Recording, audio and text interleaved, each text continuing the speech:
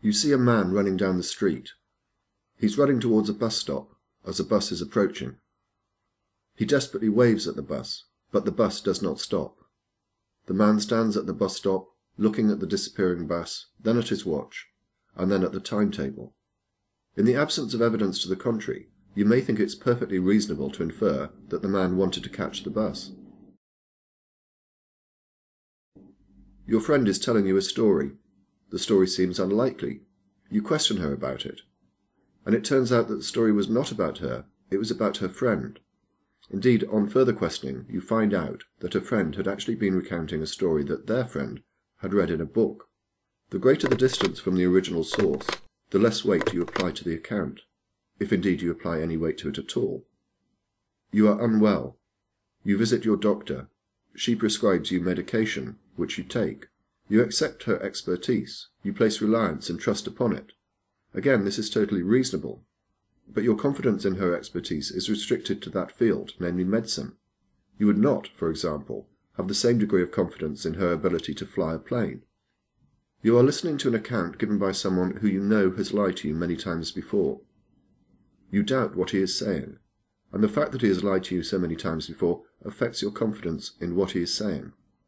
These scenarios are but a few examples of how the human mind functions on a daily basis, namely the way in which we automatically, and on the whole subconsciously, assess information and make judgments, using our instinct, intuition, and reason.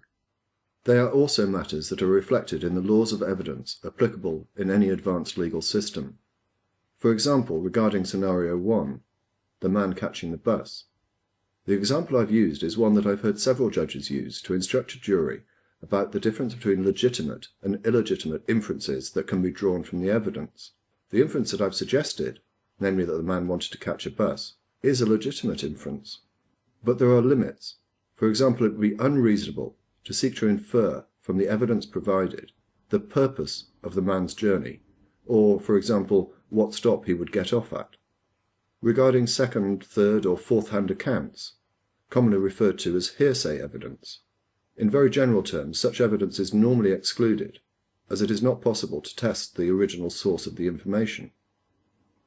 With regard to experts and their entitlement to give evidence, again, there are many rules as to who qualifies as an expert, and what topics they are an expert on, and what are they entitled to give evidence about. And finally, with regard to credibility of witnesses and their propensity to lie, again, this is a factor that a court would normally take into account. The laws of evidence that I've referred to are no more than the common sense reflection and application of the sort of rules by which we conduct our lives. However, there are some people who have an ability to apply a totally different set of standards to one particular aspect of their beliefs and behavior.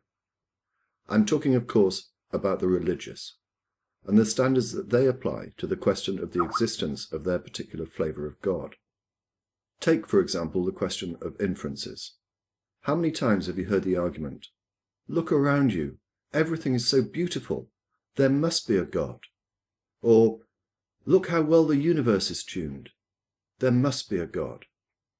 Not only are these inferences totally invalid, the additional inference that they seek to draw, namely that God must be their particular God, is so far beyond unreasonable that it borders on the insane, ludicrous, and laughable. Take the more sophisticated version, the Kalam cosmological argument, which, if you're not familiar with it, runs along these lines. Everything that exists must have a cause. The universe exists, and therefore must have a cause. And the inference? God caused the universe to exist. Even if you were to accept the first two propositions, the inference is an example of a leap of faith, not logic or reason. Secondly, take the question of second or third-hand accounts, hearsay.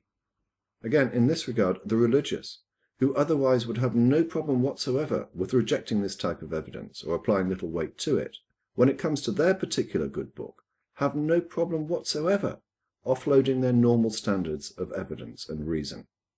They consider it perfectly acceptable to place reliance on a 2,000-year-old story, evidenced in a 400-year-old book, if you take the King James Version as gospel, the origins of which are uncertain, unprovably contradictory. And they accept this on the basis of such reasoning as Well, the authors say they were divinely inspired, so they must have been. I kid you not, I've heard this argument being advanced. Imagine what would happen if you were to suggest to them that Rowling said that she was inspired when she was writing the Harry Potter books, and therefore Hogwarts must exist. They would laugh at you, and yet they can't seem to understand why non-believers laugh at them. And even more ironically, they have no problem discounting other religions, even though the evidence in support of those other religions is no different from the evidence in support of theirs. In relation to expert evidence and the reliance placed upon experts, again, the religious show a remarkable ability to discount such evidence when it suits them. Although they will happily accept all the benefits and comforts that scientific advancement has afforded them, they will equally willingly reject similar evidence in those areas that interfere with their beliefs, most notably in relation to evolution. Ask these people why they reject such evidence, and you are likely to hear responses such as this. Well, the scientific community is not in agreement and therefore can't be trusted. How ironic, when there are over 30,000 denominations of Christianity alone, a level of diversity of opinion that you will not find in any area of science, let alone evolutionary theory. Alternatively, when you ask that question, you may hear a response such as, well, I've looked at the internet for the last 2 years, and in doing so have become an expert in all areas of science. Well, that's great, sporty. But let me ask you, would you undergo an operation if the surgeon said to you, I've no formal qualifications and I've never performed an operation before. In fact, I've got no experience as being a doctor before, but I've read a lot about it on the internet. Would you get on a plane knowing that the pilot has never flown before, but has read a lot about being a pilot on the internet? Finally, in relation to credibility, how often do we hear the argument that the Bible contains scientific foreknowledge, despite the fact that these arguments are tragically convoluted and desperate? But let's assume that there is some truth in the Bible. That fact does not allow for the argument that it is therefore true in all regards, particularly when so many parts of it are provably wrong. In short, the religious apply a totally different standard of evidence and reason in regard to that one aspect of their lives. And it's an important one, seeing as how it supposedly affects all aspects of their life and behavior. To highlight this point, imagine how some of their arguments would be received in a court of law, in front of a reasonable jury. For, look at the beauty of the world, there must be a God. Read, look at the defendant. He looks guilty, he must be. Or, for, I just know I'm right and there is a God. Read, I have no evidence whatsoever against defendant, but I know he's guilty. Alternatively, for the religious that is, imagine that you are a defendant and someone is giving evidence against you, an expert witness who states that your DNA was found at the murder scene and implicates you. Would you consider it relevant for the jury to know that this expert in fact had no qualifications whatsoever and didn't even know what the letters DNA stood for? If you are religious and still watching this video, you may want to consider these points. Not only because it may enlighten you, but also, from a selfish point of view, it will stop me having to make videos like this, pointing out the fallacies of your arguments.